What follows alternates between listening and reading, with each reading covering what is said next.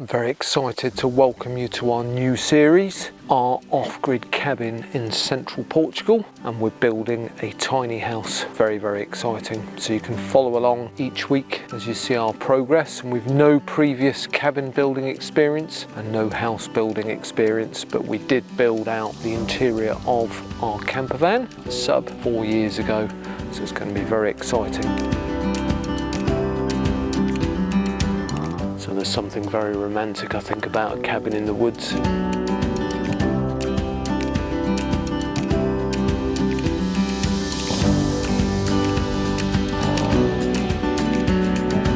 Something that I've dreamt about many times in the past. And I know that Missy and I have talked about it. When you see images on Facebook and Instagram of beautiful cabins, a lovely setting. Here on the wildlands, in such a beautiful rural area and with such a lovely view across the mountains, it's going to be absolutely stunning living in a cabin.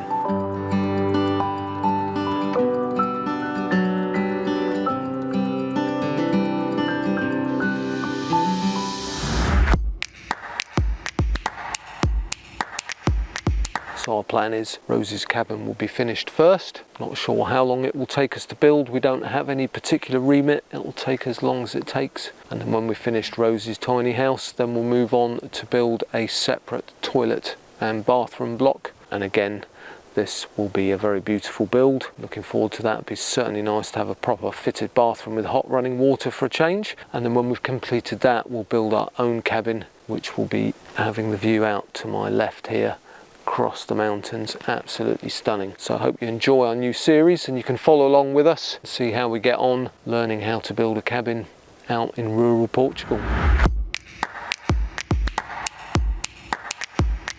So it's going to be a very tiny house or very small cabin with a footprint of 10 meters squared, but it is going to be over 2 stories, although the second story is basically a loft room. And this cabin is going to be for Rosie, our daughter. Don't know, she's 14 and she'll be moving to the cabin as soon as we've finished it. So the rough plan is downstairs is one room which will be split into a gaming and art studio at one end and a socialising lounge at the other end, and then a door out onto a very rustic medieval style veranda or porch, hopefully with a rocking chair. And then upstairs will be a large bed space or bedroom with additional storage and another door out onto a balcony. So the first thing you have to do when building a cabin is prepare the ground. So tonight we've got a lot of trees to cut down, many of which have been infected by a boring beetle, which is making them very poorly, but also making them a fire risk, so they have to come out anyway. So I think there's 12 pine trees that I need to take down, and then we need to clear the brush, rake the area. So in tonight's episode of our tiny house build, we are going to get the floor in. So we're going to start with the foundation, which will be telegraph poles set into concrete as stilts with the floor on top of that. And hopefully we'll get the first wall up, and then you can follow along with our progress, and we hope to get this finished within 6 months, but maybe even quicker. So let's see how we get on tonight in our first episode. But first, let's get this clearing done so that we can start getting our foundation and joists down.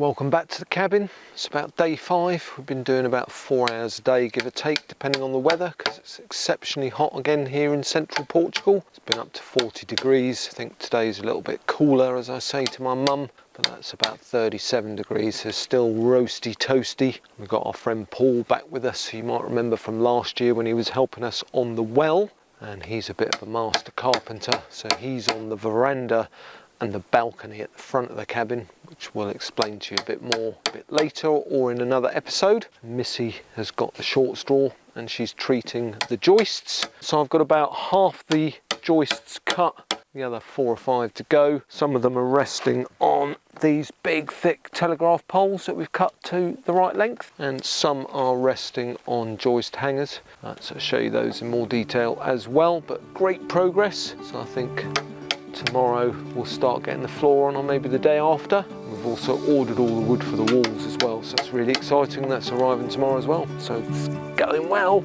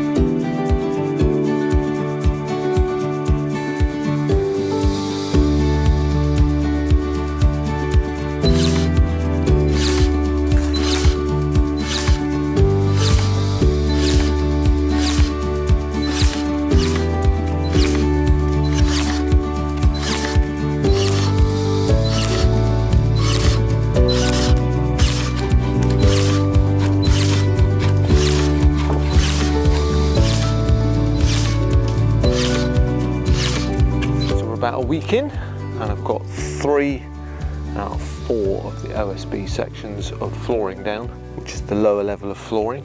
And I've got the 4th one to do here, which I'm going to do shortly. So as the cabin is for Rosie, just to give you a summary, a quick recap of the style of the cabin, as Rosie has been discussing with us, and we've got some ideas, or she's given us her ideas of how she would like to have it set up inside, which affects things like windows. So in the back end there, that is going to be Rosie's kind of gaming stroke working area. So she wants a desk to sit on this side, roughly where that joist has just been dumped down.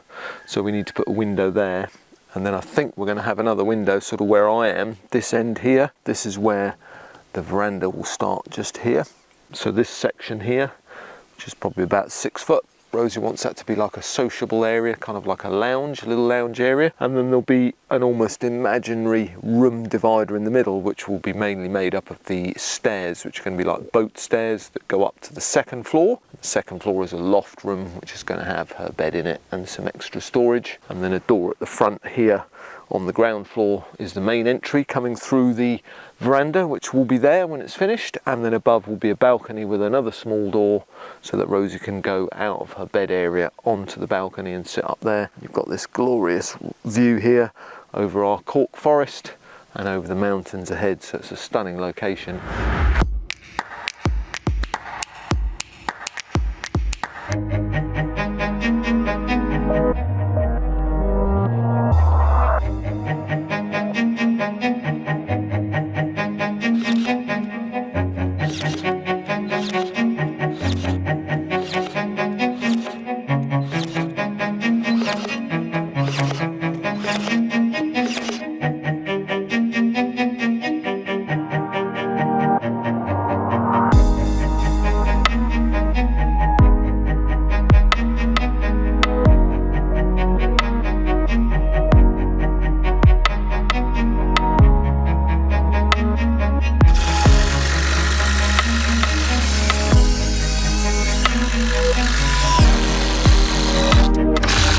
Thanks for watching the first episode of our cabin build off-grid in central Portugal.